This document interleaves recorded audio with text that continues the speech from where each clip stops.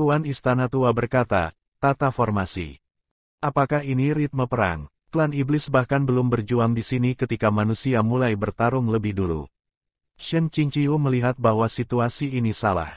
Dia buru-buru mengambil pedangnya dan melemparkannya ke depan.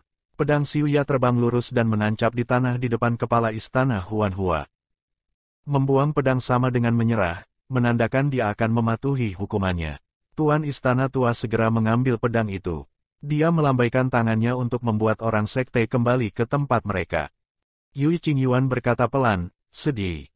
Shen Qingqiu berkata, Seshung, kamu tidak perlu mengatakan lebih banyak, kebenaran akan berbicara sendiri. Qingqiu bersedia untuk ditahan. Tuan Istana Tua ini seperti orang tua dan bingung, menggigit dengan cepat dan tidak melepaskan. Menggabungkan kekuatan dengan penabur tambahan dan Ciu Haitang, di penjara adalah keniscayaan paku terakhir pada peti mati. Bagaimanapun, karya asli juga menuliskan hal ini terjadi. Dia pikir dia telah berhasil menghindarinya, tetapi tidak mengantisipasi dia akan tetap menempuh rute tetap dari plot aslinya. Tidak perlu menyakiti Gunung Changqiong dan Istana Huanhua untuk membuat dua sekte runtuh merobek wajah mereka. Shen Qingqiu bersikeras, membahas lagi tidak ada gunanya. Aku menyerahkan diriku tanpa syarat. Setelah mengatakan ini, dia tidak melihat ekspresi Yui Qingyuan melainkan menyapu Luo Binghe sekilas. Baik kebahagiaan maupun kemarahan tidak terlihat di wajahnya. Dia berdiri dengan mantap di tempat aslinya, sangat kontras dengan para kultivator di sekitarnya yang telinga mereka tertutup sementara kepala mereka berputar. Like dan follow Bacakan Aku. Setelah jeda yang lama, Yui Qingyuan akhirnya menyarungkan kembali pedangnya. Seolah-olah jaring yang tidak terlihat dilepas dari udara. Shen Qingqiu berbalik ke arah Yui Qingyuan dan membungkuk dalam-dalam. Dengan semua yang dikatakan dan dilakukan, dia telah memberi Seshung ini banyak masalah, itu benar-benar memalukan. Ciu Haitang masih terisak. Ketika Qin Wang Yui berjalan melewatinya, dia menghiburnya, Nona muda Ciu, apapun situasinya, tiga sekte akan memberimu pembalasan yang tepat. Dia mengatakan tiga sekte, dengan tegas meninggalkan Gunung Changqiong untuk memperjelas posisinya. Ekspresi Ciu Haitang terharu, matanya berkaca-kaca, dan mengangkat kepalanya untuk berterima kasih. Setelah melihat Luo Binghe berdiri di satu sisi, dia tidak bisa berhenti, tetapi kedua pipinya memerah. Shen Qingqiu memutar matanya secara internal. Mengenai topik itu, dia baru saja mendapatkan NTR tepat di depan wajahnya, jadi mengapa dia tidak merasa tidak senang sama sekali.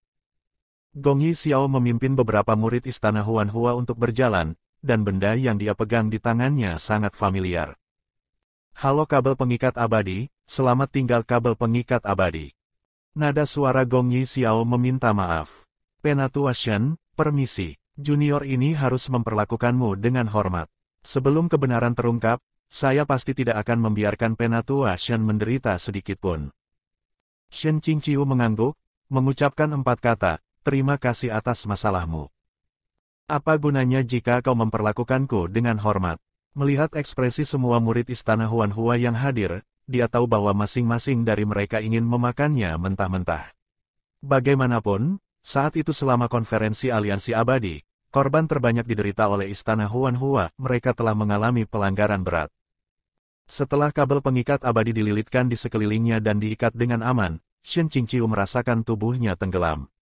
Sebelumnya, setiap kali racun tanpa obat berkobar sesekali, dia hanya akan merasakan penyumbatan energi spiritual, seperti remote control dengan koneksi buruk yang hampir tidak berfungsi saat mengenainya. Segera setelah kabel pengikat abadi berada di tubuhnya, itu benar-benar memotong energi spiritualnya, secara langsung membuatnya menjadi tubuh fisik biasa. Tuan Istana Tua berkata, apa pendapat semua orang tentang menetapkan tanggal persidangan umum menjadi 1 bulan setelah ini? Liu Qingge berkata, 5 hari. Semakin lama di penjara air, semakin orang akan menderita. Liu Qingge mengatakan, 5 hari, adalah untuk memadatkan jalannya persiapan persidangan publik menjadi waktu yang sesingkat-singkatnya. Tentu saja, Tuan Istana Tua tidak akan setuju. Kalau secepat itu, saya khawatir banyak yang terlewatkan. Mediasi adalah spesialisasi kuil Zhao Hua. Seorang kepala biara menyarankan, mengapa tidak 10 hari? Yui Qingyuan berkata, 7 hari. Tidak mungkin ada penundaan lebih lanjut. Tawar-menawar sekelompok pemimpin sekte bisa disalahartikan sebagai pasar sayur. Shen Qingqiu memiliki pertimbangan sendiri dan buru-buru berkata, tidak perlu bicara lebih banyak. Dengarkan peraturan Tuan Istana. 1 bulan. Penundaan lebih lanjut sebenarnya akan menguntungkan bagi pertumbuhan rumput embun. Dari sudut matanya, dia melihat ke arah Sang Qinghua dan menggeliatkan alisnya. Sang Qinghua mengerti secara diam-diam, 2 tangan tergantung di depan tubuhnya, diam-diam memberikan isyarat, jangan khawatir, biarkan aku menanganinya. Satu-satunya masalah adalah, bisakah dia bertahan hidup di istana Huanhua yang sepenuhnya dikendalikan oleh Luo Binghe? Akhir chapter 36.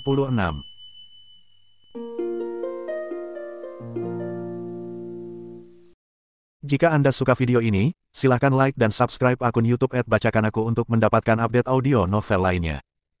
Terima kasih.